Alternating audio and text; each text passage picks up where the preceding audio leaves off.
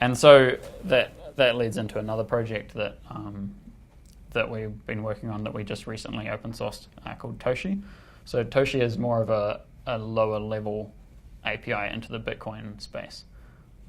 So Bitcoin itself is made up of addresses and transactions, an address being kind of similar to a bank account that you have now, and a transaction obviously just being sending money from one address to another.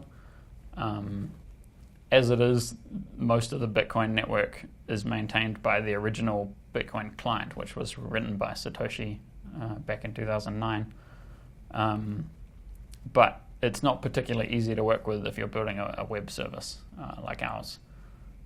So we built a replacement. We basically rewrote that original client and put an API on top of it. So you guys are you're basically Satoshi Nakamoto. Well, we didn't come up with the idea, but you're like the evolution. Yeah. But so we rewrote that from scratch basically to solve our needs, which are making a software product for millions of people rather than just one running on their computer. So if there are developers watching, how could they use that? Like, what could they do with it? Yeah, so right now you could build all sorts of interesting applications, looking into the blockchain. The great thing about, I guess I should take a step back and explain the blockchain. Basically, with the Bitcoin network, as I mentioned, you have an address, which is your particular sort of bank account number, which holds Bitcoin, right? And you can send money from that address to anyone else's address on the network. The way Bitcoin works is that every transaction on the network is completely public. The only thing that we don't know is who each address belongs to, and you can generate as many addresses as you want. So one user might have hundreds of addresses that they control, and you can see every transaction that's happening. You just can't tell who any one of these individual addresses belongs to. Right.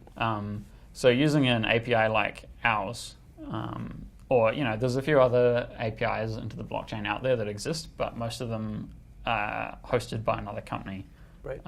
There's only sort of a couple that have been released as open source, so that means that you can use our version of it, but you can install it yourself on your own computer if you want to. Or we can make it better. Right, or you can make it better. Yeah, and we're obviously going to continue to make it better as well. So using that API, right, you can look in and see all of these transactions which are happening. You can see, like, this address sent money to this address sent money to this address. And you can build all sorts of interesting tools to analyze that data to say, like, hey, this money moved through 3 people and ended up here. And you can see sort of how many transactions are happening in a day and these kinds of things. Where we're going more in the future is actually building for our own needs, which are maintaining collections of addresses to say, like, this is one user in our system. Right. So if you were going to build a Coinbase type website where you have users and they can deposit Bitcoin into your system, what you need to do there is keep track of, okay, this user has X number of Bitcoins, and when he wants to send them, he or she wants to send them, make a transaction and send it out onto the network. So in essence, I guess Toshi allows you to see all of the transactions that are happening on the network, be notified when any new ones happen, especially for one of your users or something, and also broadcast new transactions. So using Toshi and the API, could someone make Coinbase? Yeah, totally.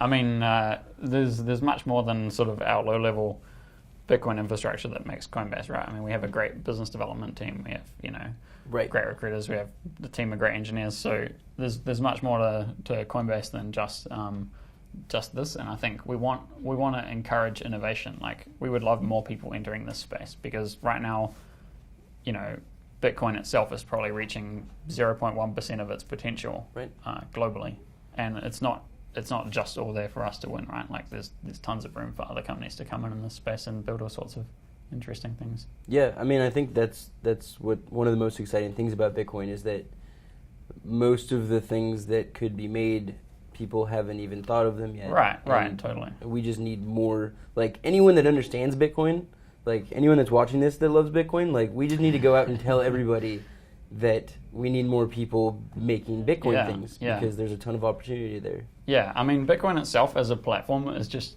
like a huge improvement over the current financial platform, right? So the current financial network is made up of mostly a few governments running a centralized system, which banks they allow can connect to. And then if you want to, be a part of that, you have to get approval from a bank, and they'll let you in with their crazy API that they wrote in the 80s or something. In Bitcoin, we've replaced that whole sort of fundamental infrastructure with, here's a decentralized system that's written for 2014, right? It's online, it's the internet, it's 24 hours a day, everything's instant. What hasn't been created yet is the layers on top of that. So there's all sorts of potential, I guess, in starting companies now which use this Bitcoin platform, which is inherently a massive improvement over the current one, but build all of these great things that we're used to in day-to-day life, like ATMs, like credit cards, like loans, and even point of sale, right? I mean, you go and spend money these days, and you sign you swipe your credit card, and then you sign, and maybe the person behind the till has like a little credit card reader, and they stole your credit card ID, and next thing you've got to deal with the bank and all this stuff. Bitcoin provides a much better foundation for that whole platform, right. But the companies on top of it that are doing all these things don't exist yet. So there's a huge amount of potential there for basically anyone that's interested in starting a company to jump in and take any one of these particular sort of niches and get into them.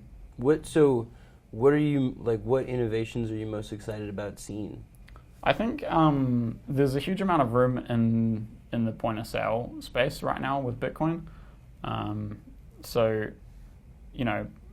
We've got the potential to build a point of sale experience. I mean, this is going to end up sounding kind of similar to Apple Pay, right? But you could walk into a shop and touch your phone to a terminal and make a payment directly there. The reason that Bitcoin is going to be inherently better than something like Apple Pay in that scenario is that with the current credit card network, right, they're still taking a 3% cut from the merchant. Right.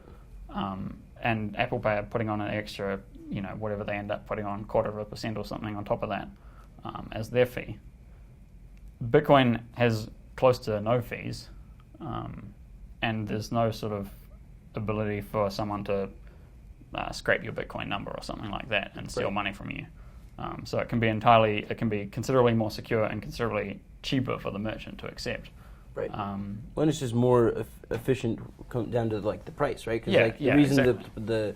the transaction cost is so low is because that's the minimum. That's all that's needed to make the system work. Whereas exactly. Apple is actually trying to profit from this. Right. Exactly. And Bitcoin itself. Yeah. So there's definitely room for a company to come in there and make a really great experience for merchants, right?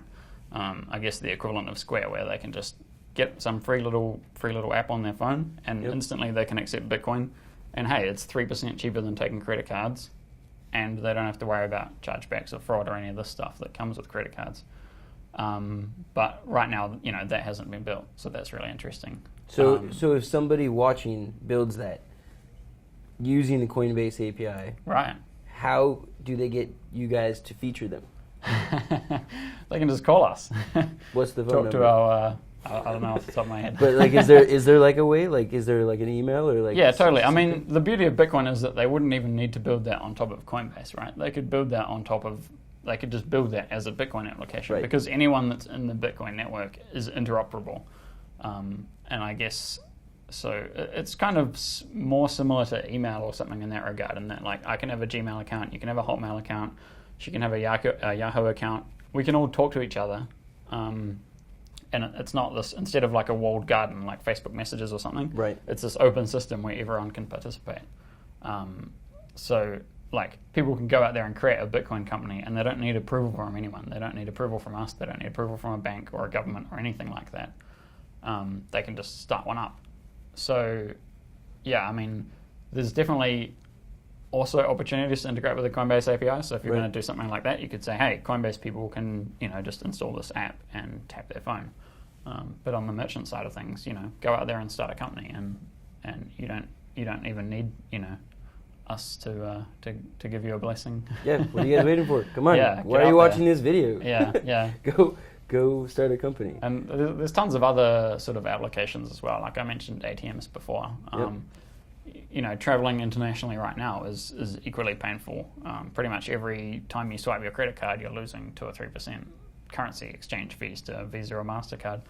If you go to an ATM, it's even worse, right? Yep. But with Bitcoin, if you're storing some money in your Bitcoin account, you can go to any Bitcoin ATM run by anyone in the world and withdraw that money into the local currency. So I think it's already going to be considerably easier to travel if you've got Bitcoin to just go and, a lot of people will start accepting Bitcoin immediately, but if they don't, you can just go to the nearest Bitcoin ATM and pull out some money for free. And likewise with remittance, so people sending money from one country to another, people who are perhaps like working in the States but have family back home and want to send money to those family. Right now they're using these bank systems and spending up to 10% of the value of the money that they're sending. Yep. Just to convert it into their local currency and let someone pull it out at a little stand somewhere. And that's specifically taking away from probably their family eating. Exactly, right? You took this money and you said, hey, I want to send this to my family back home. And the bank said, well, thank you. Sorry, that's an international transaction. I don't know why you thought that they should get the whole amount. That's ridiculous. We're a bank. We're going to take it. Yeah. So. Do you know how far away the other side of the world is? Yeah, exactly. And this is a really similar scenario, I guess, that we were in the 80s with post or something like that, right? So you want to send a letter to the other side of the world. It's like, cool. I hope you've got 3 weeks. Right. You want to send a parcel to the other world. Cool. I hope you've got $300. Whereas nowadays, maybe not so much for parcels, but for email at least and letters, you just send them an email and it's free and it's instant and they get it. That'd be crazy if that's not how email worked. If banks ran email, email would be so expensive suddenly. It'd be oh, you're emailing this person in China? Yeah, well, it's fine if you're going to email the same country, but you want to email China? No, local emails. If you're going to email within your own city, we won't charge you that much. Yeah, but realistically, that's what the banks are like now, right? It's you want to send some money to your friend who uses the same bank as you. That's fine. It's free. It's instant, and it works. Oh, they've got a different bank? Oh, that's too bad. You're going to have to wait a week or write them a check or something. Here, they can take this. Or pay us more money. Yeah, just because. Because we like money. Yeah, because of money. Cool. Well, thank you so much for giving us your insights on Bitcoin. Yeah, you're welcome. This was awesome. Great. I'm sure everybody learned a lot. I know I did. Yeah, and get out there and start a Bitcoin company. Do it now. Awesome. All right. Bye, guys. See ya.